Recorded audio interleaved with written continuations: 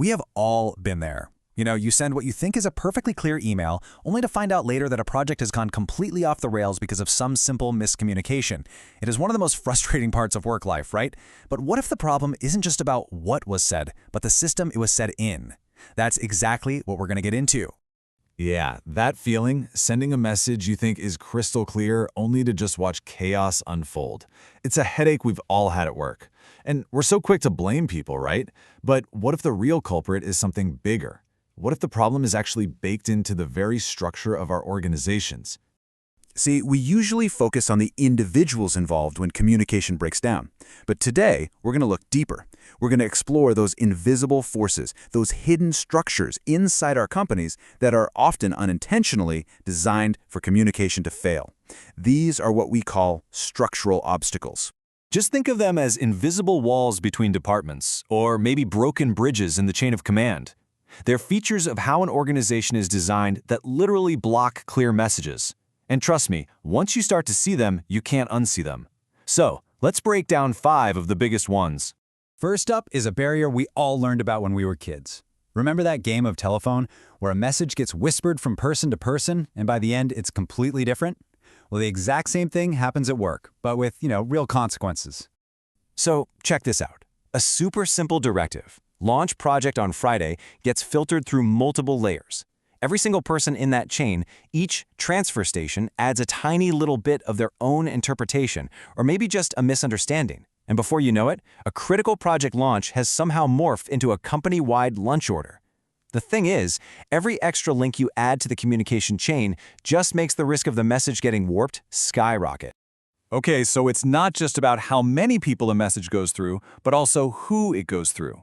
And that brings us to our second barrier, which is a really powerful silencer, the fear factor. This is all about how a company's culture and its hierarchy can stop communication dead in its tracks. I mean, just look at the difference here. On one side, you've got this rigid hierarchy where people are kind of scared of their superiors, so they just stay quiet. They're not going to ask that one crucial question or share that game-changing idea. Communication becomes a one-way street, just flowing down. But then you contrast that with an open environment, where dialogue is a two-way street. Ideas are flowing freely, and because of that, problems get solved so much faster. All right. Our third barrier is a classic workplace drama.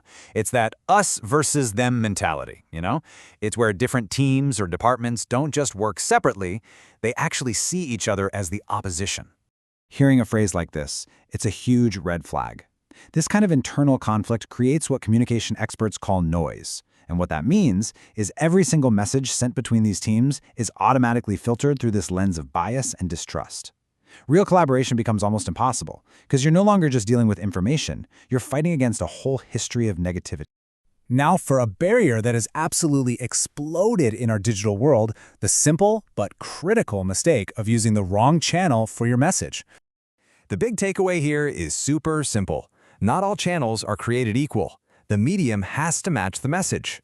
Is it urgent? Pick up the phone or talk in person. A formal announcement? Well, that's what an official email is for. A quick, casual question? That's what your team chat app is for. When you mix them up, you just create chaos. I mean, think about it. How many times has this happened to you? That urgent client request gets totally lost in a sea of memes on the team chat. Or that really complex, critical feedback on a project that you got in a 30-second hallway conversation with nothing written down to refer back to. Using the wrong tool for the job isn't just inefficient, it is a recipe for disaster. And that brings us to our final barrier. And oh boy, this is one that probably feels very familiar to everyone. It's that feeling of being totally overwhelmed by information. Yeah, this probably looks familiar, doesn't it? It's that feeling of being completely bombarded. Emails, chat notifications, reports, data, it's just this constant stream coming at you from all sides. Our brains just weren't built to keep up with this kind of volume.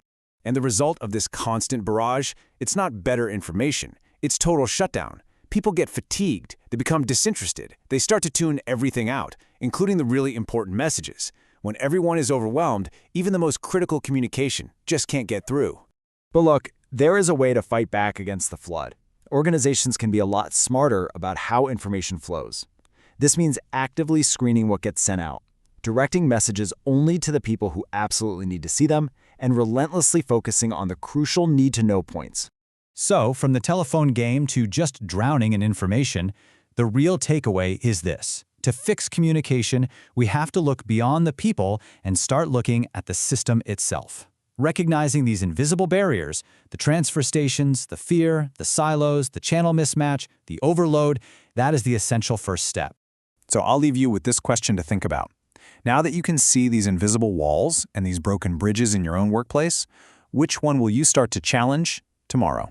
Thanks for watching.